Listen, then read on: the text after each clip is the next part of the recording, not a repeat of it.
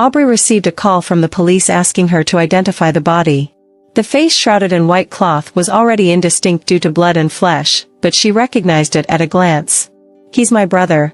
Before Aubrey could finish saying brother, suddenly, she vigorously shook her head. "He's the person I love."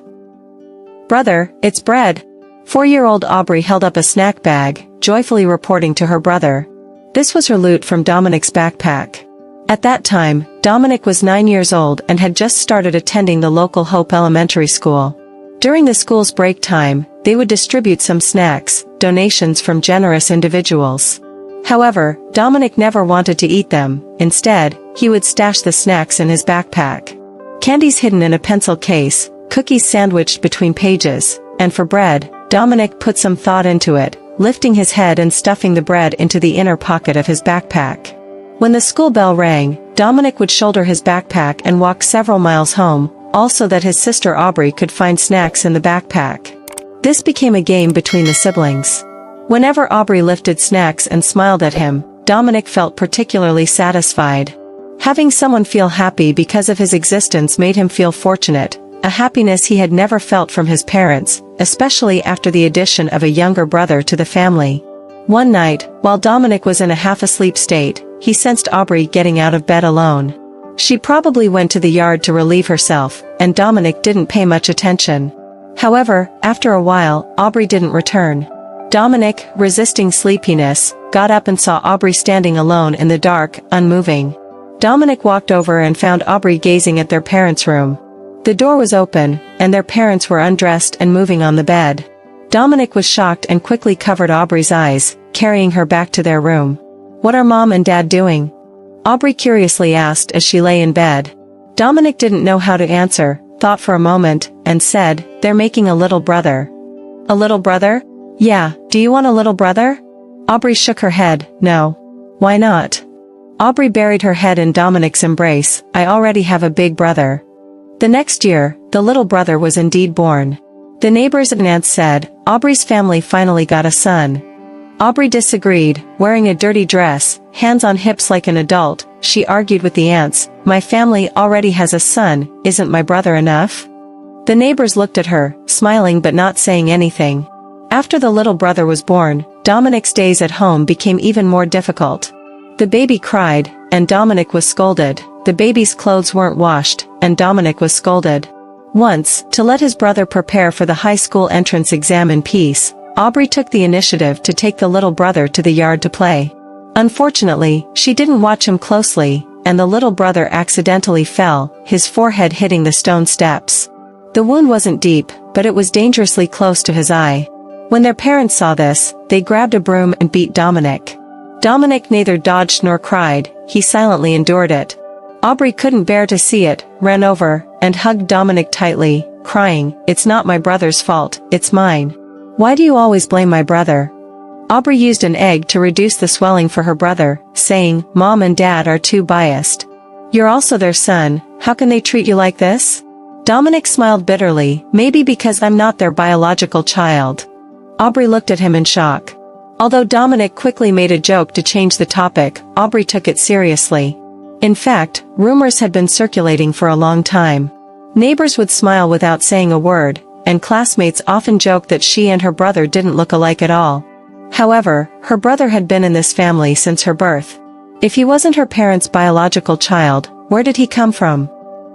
After the incident with his younger brother's injury, Dominic gave up on taking the high school entrance exam. Originally, his parents sent him to school late to help with household chores. He graduated from elementary school at the age of 16. Instead of continuing his education, he wanted to leave home and be self-reliant, which he did. After dropping out, he worked as a brick carrier on construction sites in the county, doing under-the-table work. After various deductions, he barely earned enough for a meal. He continued this for 2 years. During these 2 years, he only went home once, when Aubrey entered junior high. He had grown taller, leaner, and darker. Reluctant to spend on himself, he saved half of the meager earnings from his manual labor. Presenting the money to his parents, Dominic said, "Aubrey shouldn't be like me. I was never cut out for studying, but Aubrey excels. She needs to continue her education." After saying these words, Dominic left without even having a meal. When Aubrey returned from school and saw her parents counting money, she immediately understood that her brother had visited. She hurriedly chased after him. Dominic had already boarded a bus, and Aubrey continued to chase after him, shouting, "Brother, Dominic." Dominic leaned out of the window, waving and shouting, go back quickly. Study well." The bus turned at the street corner, and Aubrey stopped, panting. She wiped away the tears from her eyes and muttered, "He should have stayed for dinner before leaving." Not long after, Dominic moved to the provincial capital, became an apprentice in an auto repair shop through a recommendation, and worked hard on dirty and tiring tasks. Although life was tough, it was more stable, and he earned a bit more than before. He rented a room in an urban village, worked a regular schedule, like an untiring donkey circling a grindstone, day after day. He never returned to his hometown. When the pandemic arrived, he had even more reasons not to go back. Until one day, someone came to his shop. "Dominic, someone's looking for you," a colleague shouted at the shop entrance. Dominic slid out from under the car, and a familiar figure stood before him. Aubrey. Dominic looked surprised, immediately stood up, and then realized his dirty appearance. He quickly wiped his face, but the more he wiped, the dirtier it became, with oil and dust mixing together, making him look disheveled. Aubrey took out wet wipes from her bag, walked over, and wiped his face. Dominic watched Aubrey, realizing that she had grown into a young woman over the past few years. Her eyes were red, almost on the verge of tears. Dominic knew she was worried about him. Unable to see her upset, Dominic awkwardly took the wipes, a bit embarrassed, and said, I'll go wash my face." The two sat down at a roadside barbecue stall. Aubrey took out an acceptance letter. Dominic took the letter and read, "You got in here? Congratulations, my sister, you're a college student now." With that, he happily waved to the owner and said, "Boss, bring a bottle of beer. I want to celebrate. My sister got into college." The owner smilingly brought over a bottle of beer. Seeing Dominic pouring himself a drink, Aubrey picked up her beer bottle and poured herself a drink. Dominic wanted to stop her but thought that Aubrey was already 19 years old, an adult. He let her be. After downing the drink, Aubrey slammed the glass back onto the table, saying, "You knew all along, didn't you?" "What?" Dominic looked puzzled. "I'm not your sister at all." "Who told you that?" Aubrey smiled bitterly. "Who else do I need to hear it from? The entire village knows you were adopted. After you left, Mom and Dad didn't bother pretending.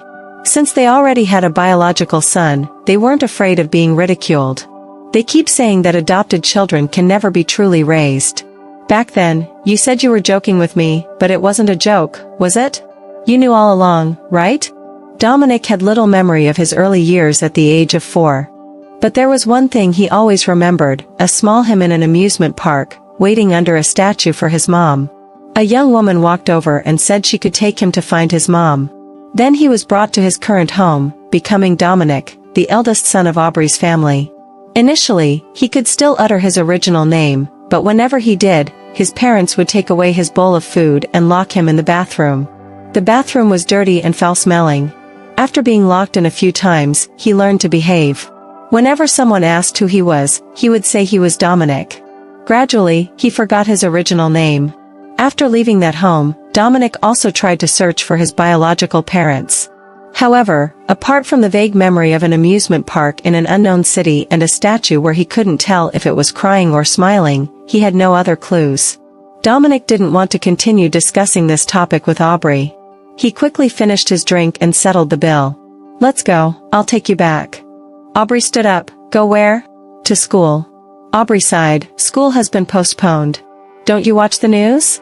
Dominic realized. "Then when does your school start?" "Tomorrow." Dominic had to bring Aubrey back to his rented apartment. "Stay here for the night, and I'll accompany you for enrollment tomorrow," Dominic said and prepared to leave. Aubrey called him. "Where are you going?" "I'm going to stay at a colleague's place for the night." Aubrey said, "Are you avoiding me? We used to share a room when we were kids." Dominic was a bit speechless. "That was when we were kids. How can you compare it to back then?" Aubrey walked through the narrow hallway, almost brushing against Dominic's body, reached the door, closed it, and pointed to the sofa. "You sleep here." Dominic knew he couldn't argue with her, so he obediently lay down on the sofa. He had fantasized about reuniting with Aubrey, but he hadn't expected it to be such an awkward reunion. After so many years of wandering outside, he still hadn't achieved much. He couldn't even afford a room for her. They spent the night in this makeshift way. The next morning, when Aubrey woke up, Dominic was no longer in the room. Looking around the room, the wallpaper was damp, and there wasn't even a wardrobe. A few pieces of clothing hung on hangers, giving the room a cold and lifeless feel. The only sign of life was probably the ashtray on the coffee table, with various cigarette butts inside. Dominic had started smoking at some point. Aubrey had no idea when he picked up this habit during the time she wasn't around. What kind of life had he been leading in these years? Shortly after, there was the sound of keys, and the door was opened. Dominic walked in with hot soy milk and buns. "Eat while it's hot. Finish, and I'll accompany you to school," Dominic said, handing over the straw for the soy milk to Aubrey. On the first day of school for freshmen, the campus was lively. Various clubs were recruiting, but Dominic hadn't heard about any of them. While Aubrey went to the journalism department, Dominic was attracted to a booth for obtaining a phone card. "Would you like to get a card? There's a special deal for the beginning of the semester, free phone with a top-up." "It's a great deal," the booth staff warmly greeted. Dominic awkwardly smiled. "I'm not a student, I'm a parent." The staff looked at him with surprise. After all, Dominic was only 24, and he had dressed neatly to accompany Aubrey for her enrollment. He didn't look much different from a college student. The staff changed their tone, half believing, "So, this parent, want to get a card for your child to see?" Dominic paid extra to choose a phone, got the card done, and when Aubrey came out from the department, he handed the phone to her, saying, "My number is already saved, and I registered WeChat for you. Have a happy start to the semester, Aubrey." Aubrey took the phone and opened her hand. "I want one more thing." "What?" "The key to your place." Dominic smiled and took a key from the keychain, handing it to Aubrey. As soon as Aubrey returned to the dormitory, her phone rang, and there was a new message on WeChat. Opening it, it was a money transfer from Dominic. "I see you didn't bring anything. Go buy some daily necessities." Aubrey didn't accept the payment. The money Dominic had been sending home over the years was already more than enough. She clicked on Dominic's profile picture, probably taken by a colleague, a side profile of his dirty face, concentrated on repairing a car, looking serious. Dominic continued to return to his auto repair shop, while Aubrey embarked on a new university life, juggling studies with part-time work. Occasionally, Aubrey would visit Dominic's rented apartment, helping him tidy up the place. Within 6 months, the apartment underwent a transformation, with the addition of a wardrobe. Clothes were no longer casually hanging on the rack but neatly folded inside the closet. The coffee table was no longer in disarray, gradually resembling a home. However, the two rarely had the chance to be together. One day, Aubrey received her part-time work salary. Passing by a clothing store, she saw a crisp shirt on a model in the window. Thinking of Dominic's few old shirts, she entered the store. "Buying clothes for your boyfriend," the store attendant greeted with a smile. Not sure how to respond, she absent-mindedly replied, yeah." Carrying the newly purchased shirt, Aubrey went to the rented apartment, intending to give Dominic a surprise. Unexpectedly, Dominic was at home. Upon entering, Aubrey heard the sound of water in the bathroom and walked over. Oh right, the bathroom door lock was broken and hadn't been replaced. By the time she realized it, it was too late. Through the crack in the door, she saw Dominic showering, but he didn't hear her coming. Water flowed down Dominic's head, over his distinct profile, and slid down his broad arms. Aubrey blushed, quickly turned away. After finishing his shower and changing into clothes, Dominic came out of the bathroom, only to see Aubrey sitting awkwardly on the sofa. "When did you arrive? Why is your face so red? Are you running a fever?" Dominic nervously sat next to her, touching her forehead. Seeing the bulging Adam's apple on Dominic's throat, Aubrey immediately stood up. "No, it's too stuffy in here." Dominic looked at the lingering warmth from the bathroom and sighed. He walked over, attempting to close the door, but it wouldn't budge. "My bad, I keep forgetting to change the lock." Suddenly, Aubrey shouted, "Stop blaming yourself for everything, okay?" Seeing Aubrey so agitated, Dominic was a bit bewildered. "What's wrong with you?"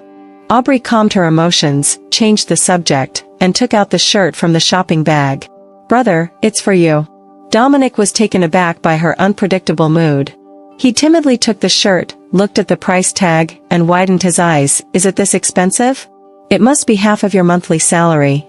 No, you should return it right away. Try it on, it's a free trial, Aubrey said, picking up the shirt and putting it on him, buttoning it up. Then she went around to his back, smoothing out the wrinkles. Suddenly, she gently hugged Dominic from behind. Dominic was instantly stunned, standing still, not daring to move. She rested her head on his back. Just for a moment. Do you still remember when you were punished as a child? I used to hug you like this. Dominic relaxed his tense nerves after hearing this. Why are you still the same as when we were kids?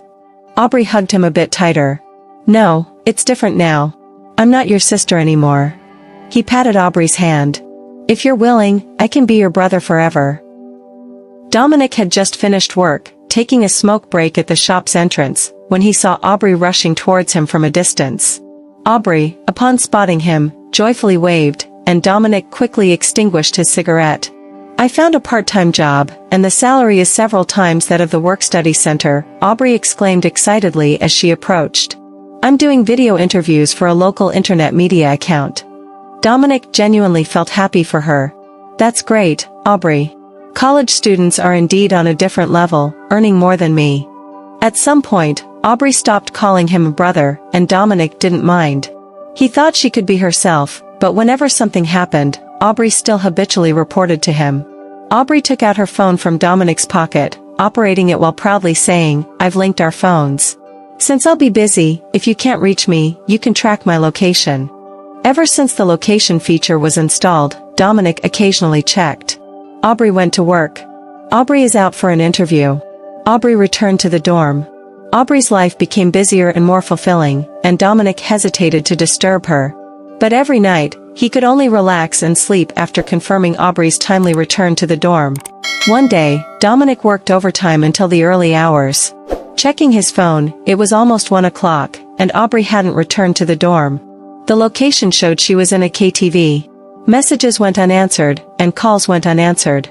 Dominic began to worry and quickly hailed a taxi to the KTV. Ignoring the staff's attempts to stop him, Dominic opened one door after another until, after pushing open the umpteenth door, he finally saw Aubrey. She was in a smoky room, sitting in front of a portly middle-aged man covered in logos, who was enthusiastically urging her to drink.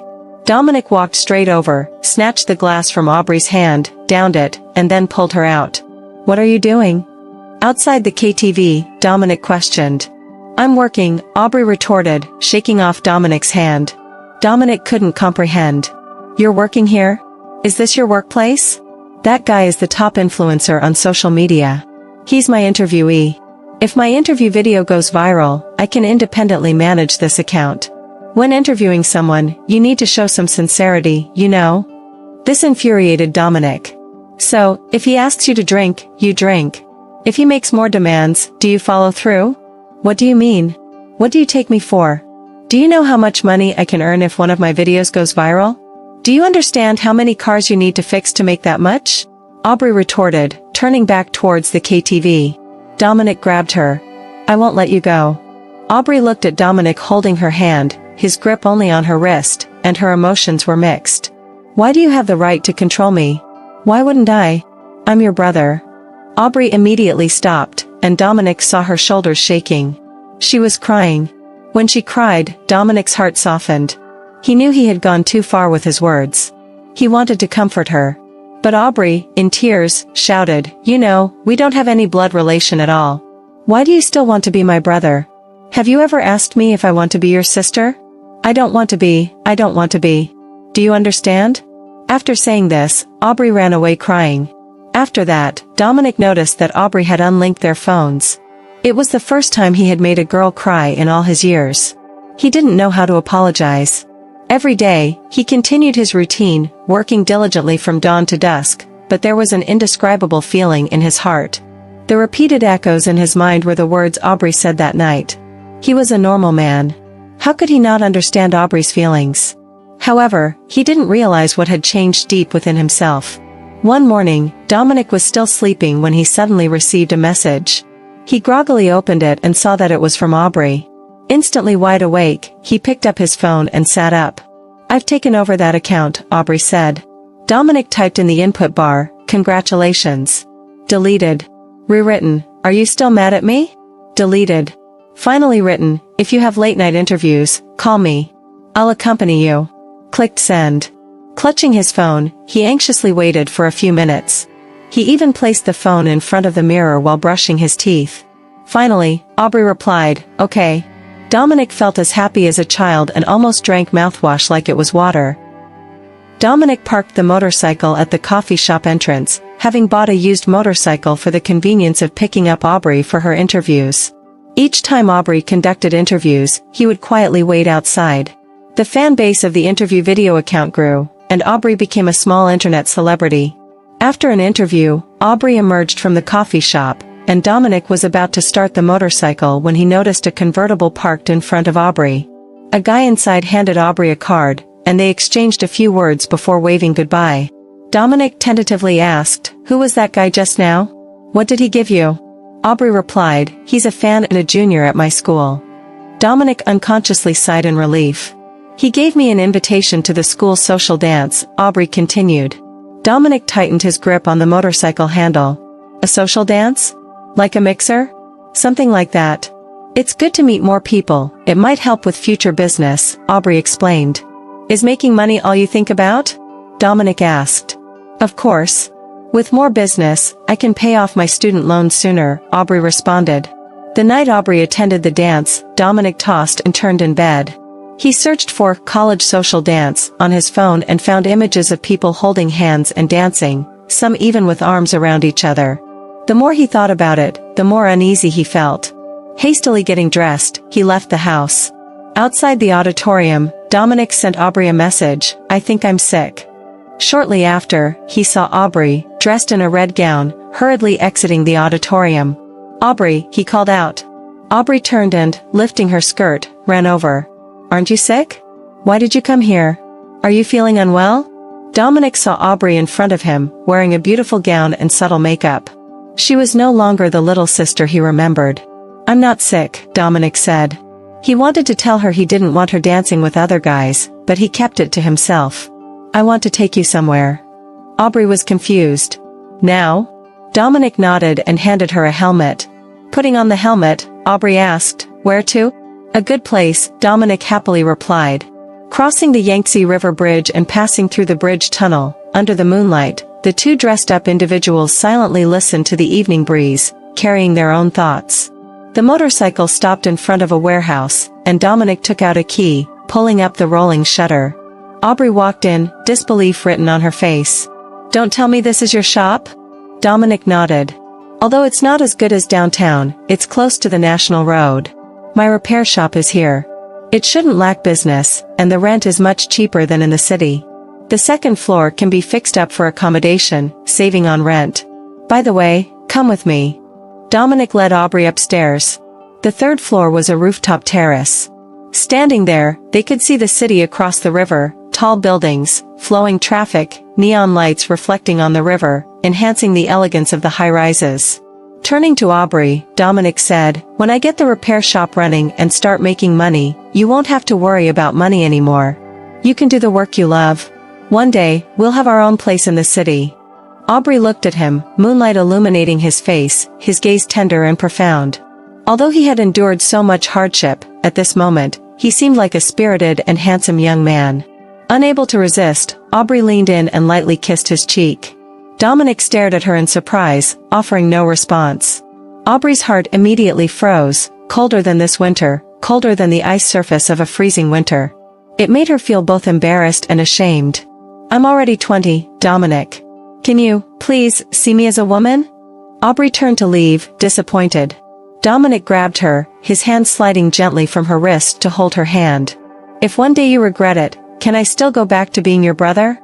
I won't regret it, Aubrey said firmly. Dominic looked at Aubrey, and Aubrey looked back at him.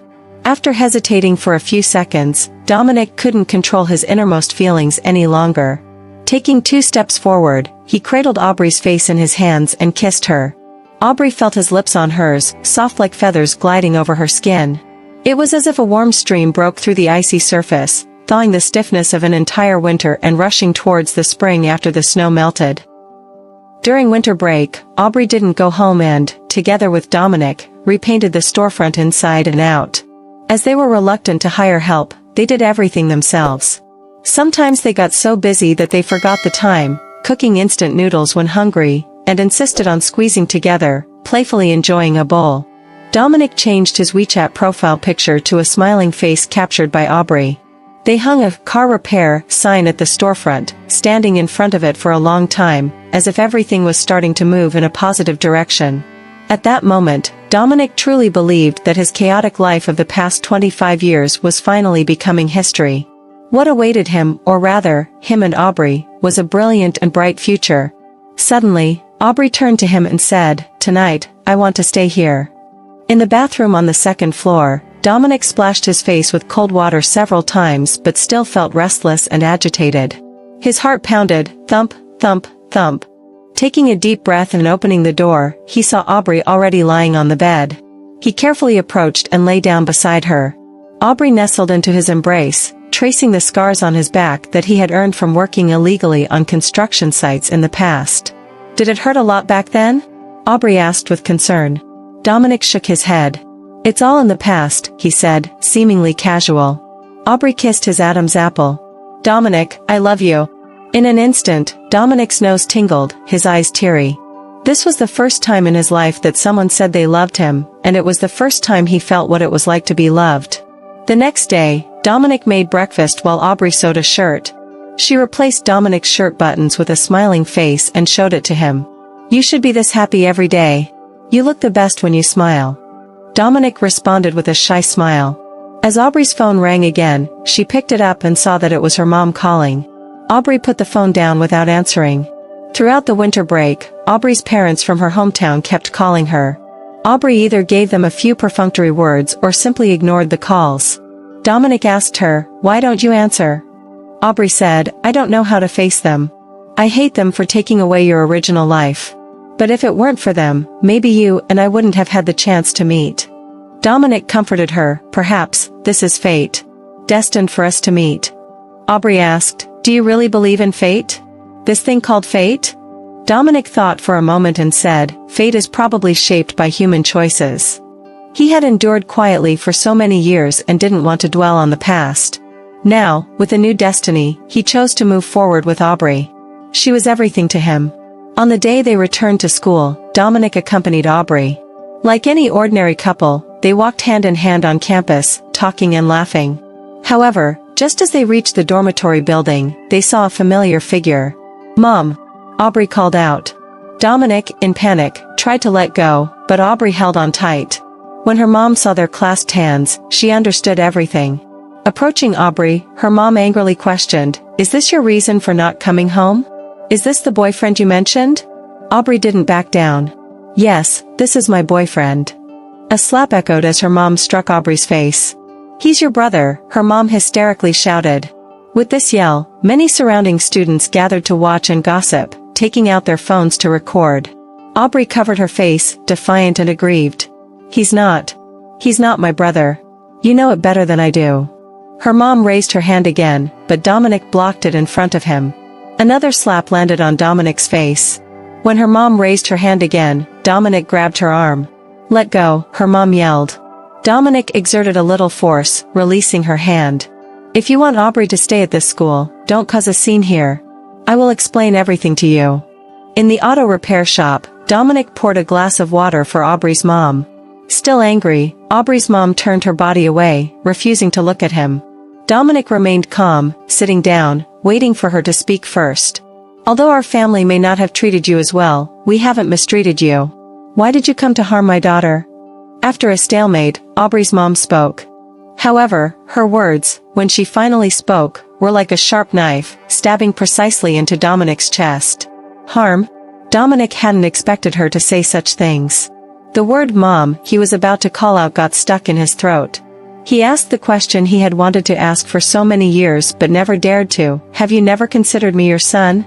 Probably feeling hit to the core, Aubrey's mom's expression became awkward. "In any case, you and Aubrey won't have a future," she asserted. Dominic objected, "I will take responsibility for Aubrey." Aubrey's mom turned around, "How will you take responsibility? Are you two planning to get a marriage certificate with the same household registration? If you don't act like Dominic, who are you?" Dominic clenched his fists, a mix of anger and frustration. I will reclaim my identity. Just tell me, where did you take me away from 20 years ago? Aubrey's mom, shocked, looked at him. This was something well known in the village, and she seemed traumatized and betrayed by Dominic bringing it up. She probably didn't expect her usually restrained and sensible elder son to personally expose her secret.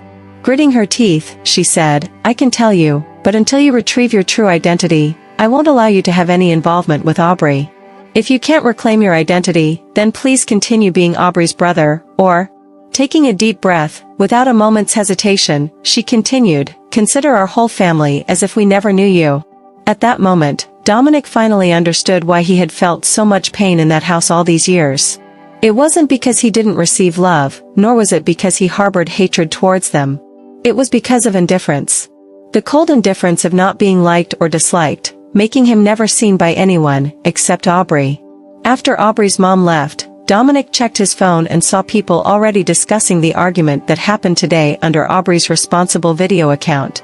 They sarcastically commented, Did I hear it right, the internet-famous female anchor is together with her own brother? Is it real or fake? It's true. She's from our school's journalism department, and I saw it today. Even her mom came to confront them. Is this a twist in human nature or a decline in morality? Say what you will, the brother is so handsome. If she doesn't want him, can I have him? So, this is the preference. Ugh, I'm unfollowing. These uninformed onlookers, behind their screens, freely speculated, passing judgment as if they held scepters, not keyboards. Dominic couldn't stand it anymore. He retreated and sent a message to Aubrey, I'm sorry. Then, he turned off his phone. Unable to reach Dominic, Aubrey went to the auto repair shop to find him, only to discover a storefront for transfer ad on the door. After contacting the landlord, she learned that Dominic had already terminated the lease. A few days later, Aubrey received a transfer, deducting the deposit and prepaid 1 year's rent. Dominic had arranged for the refund to be transferred to her account. He had truly left. Aubrey, furious and unable to reach him by phone, sent him a text, Dominic, you coward, did you really retreat? I misjudged you. I hate you. If you've left, don't come back. From then on, Aubrey changed her phone and number, cutting off all contact with Dominic. Soon after, she resigned from internet media. With her departure, a new account took over, and rumors about her were quickly drowned out by fresh gossip.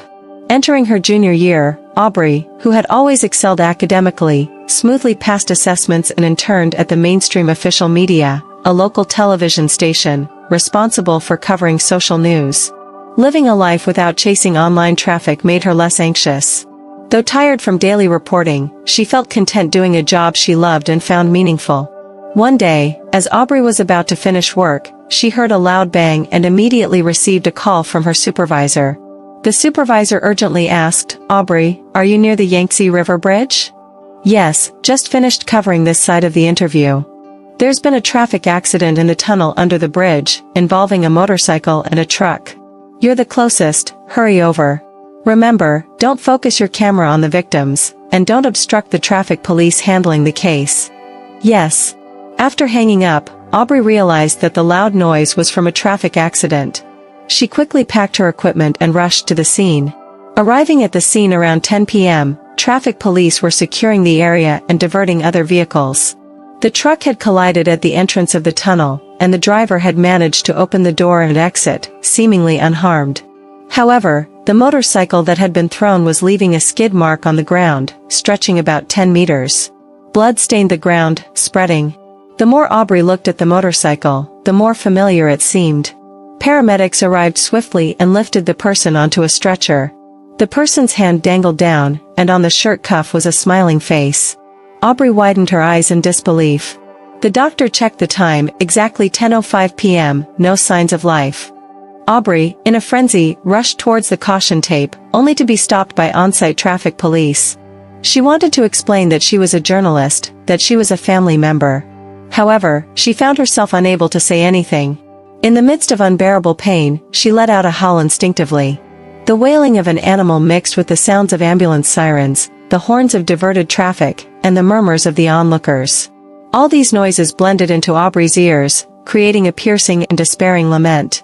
After waking up in the hospital, Aubrey received a call from the police, asking her to identify the body. The deceased's phone had only one contact, which was her. In the morgue, the face wrapped in white cloth was blurred, but Aubrey recognized him at a glance. The police asked, an accident caused by fatigue driving. Are you a family member?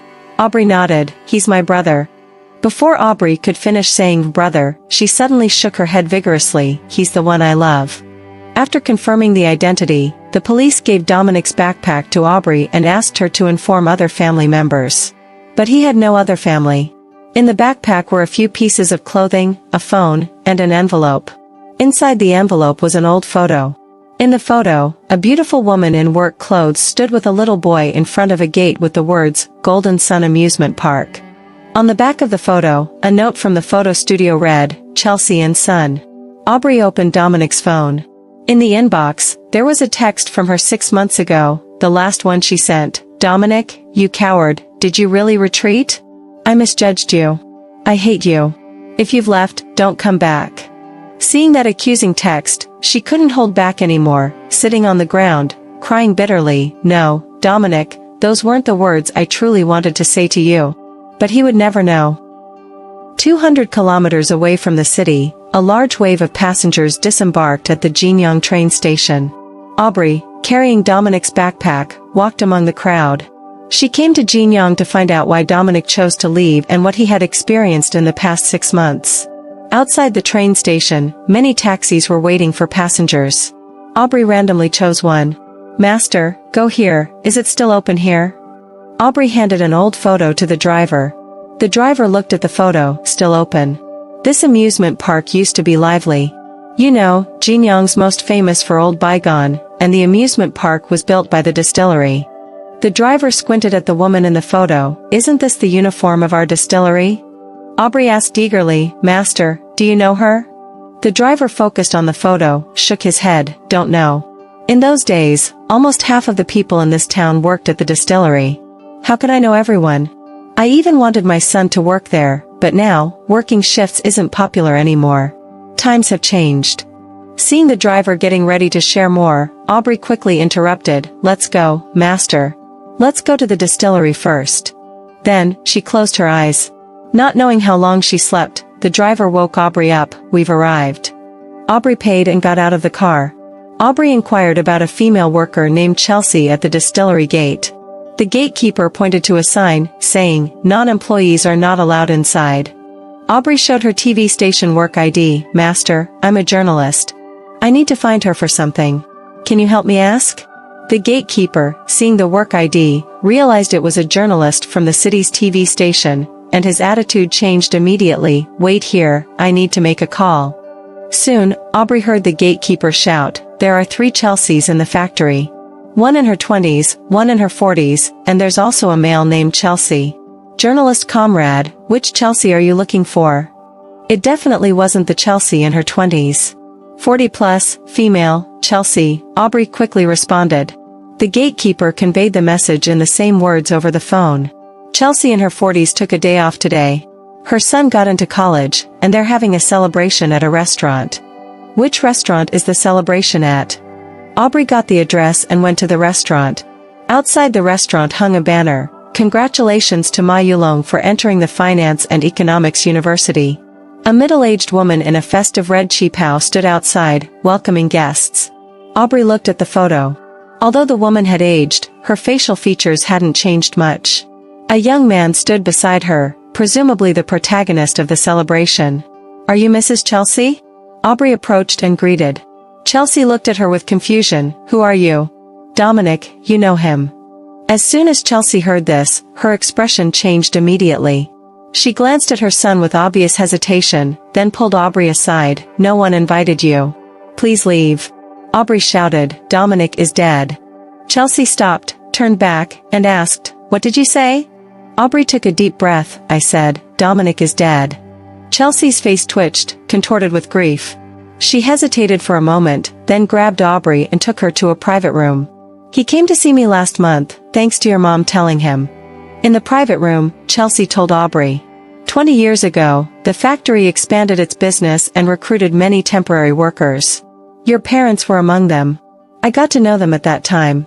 They had been married for a few years but couldn't have children. As for me, a single mother raising a child up to the age of 4 was challenging. His father passed away early. The family thought, since I was still young, bringing a child along would. I found your mom, and then I brought him to the amusement park. We all thought it was a win-win solution. Did you tell him all of this? Aubrey asked. Jessie nodded, sobbing softly. Aubrey stood up. Why did you tell him the truth? You could have lied to him. How could you be so cruel to him? She couldn't imagine how disappointed Dominic must have felt when he found out that the biological mother he had been desperately searching for was the one who willingly abandoned him. Chelsea asked, My poor son. Where is he buried? Can I go and see him? At this moment, the protagonist who had been accepted into college walked towards them with a radiant face. Mom, what are you doing? Everyone is looking for you. Seeing this, Chelsea quickly wiped away the tears from her face. Aubrey noticed that the clothes and shoes worn by the soon-to-be college student were all branded. It seemed that Chelsea had remarried quite well after letting go of the burden. He is your son, Aubrey said and then walked away. After leaving the restaurant, firecrackers crackled at the entrance. Everyone was smiling and happy. Each person seemed so content. Aubrey glanced at the banner, her nose tingling. If Dominic had a life like this, how wonderful it would have been. Finally, Aubrey arrived at the amusement park. The entrance had been freshly painted, and the words, Jin Young Amusement Park, had been upgraded to a lightbox sign.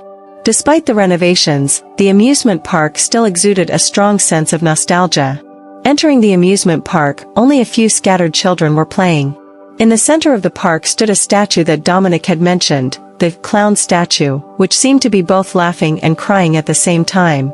Aubrey looked up at the statue, its red mouth curving into a wide smile while its eyes seemed to have tear-like streaks running down, as if crying. It turned out to be a clown. At this moment, 2 children playing around quickly ran past, accidentally knocking down Aubrey's backpack. A silver ring fell out of the backpack. Aubrey picked it up and saw a simple silver ring engraved with V. Aubrey. She realized that Dominic must have deliberately hidden it, like hiding snacks in childhood, preparing a surprise for her. She quickly picked up the backpack and emptied everything on the ground, thoroughly searching through both the outer and inner layers. Finally, in a hidden compartment of the backpack, she felt another ring. She took out the ring and saw that it was engraved with Vincent L.O. He found his name. His name was Vincent. She combined the 2 rings, Vincent love Aubrey. Aubrey covered her mouth, astonished to the point of almost shouting. He had not withdrawn, he just wanted to reclaim the right to openly and genuinely love her. Yet, he had never verbally expressed his love to her. These 2 rings became his final confession. Aubrey knelt on the ground. He had come back. On that fateful night, he had wanted to return to her. Thinking of this, her heartache was so overwhelming that it became difficult to breathe. She pounded her chest, and tears poured out like a breached dam. The clown behind her silently watched, unsure whether it was crying or laughing. Aubrey, you're not married, why do you always wear a ring on your ring finger? A colleague at the television station asked curiously. After graduation, Aubrey officially joined the television station. At this moment, she received an email from the bank notifying her that her mortgage had been approved. She breathed a sigh of relief, fulfilling Vincent's wish to have a home in the city. She shut down her computer without answering her colleague's question, just smiled at them. Happy New Year. Entering the garage, she started the car. This year, she planned to drive back to her hometown for the Lunar New Year. The radio broadcasted news about the Spring Festival travel rush, a record number of people traveling during the Spring Festival. The old year had ended, and the new one was about to begin. Meanwhile, her hometown had also transformed in the new year, thanks to the rural revitalization policy. New roads were built, new houses were constructed, and the village's economic conditions had significantly improved. Aubrey's family home had been renovated, and an additional floor was added. Under the newly built eaves, cured sausages hung, and the coffee table was filled with various candies and snacks. However, there was no one who loved to eat them anymore. Her younger brother had grown into a teenager, immersed in playing mobile games on the sofa, not saying much to her. Her parents were busy both inside and outside the courtyard, pasting couplets, preparing the New Year's Eve dinner, steam rising. No one mentioned Vincent or Dominic again, as if they had never existed. On New Year's Eve, Aubrey had a dream. She dreamt that her hometown had returned to its former simple houses. There was no one in the yard, but the main room was brightly lit. She walked over, opened the door, and saw 9-year-old Dominic, just placing his school bag on the table, smiling at her. "Come and find it quickly. Brother hid something delicious for you again today."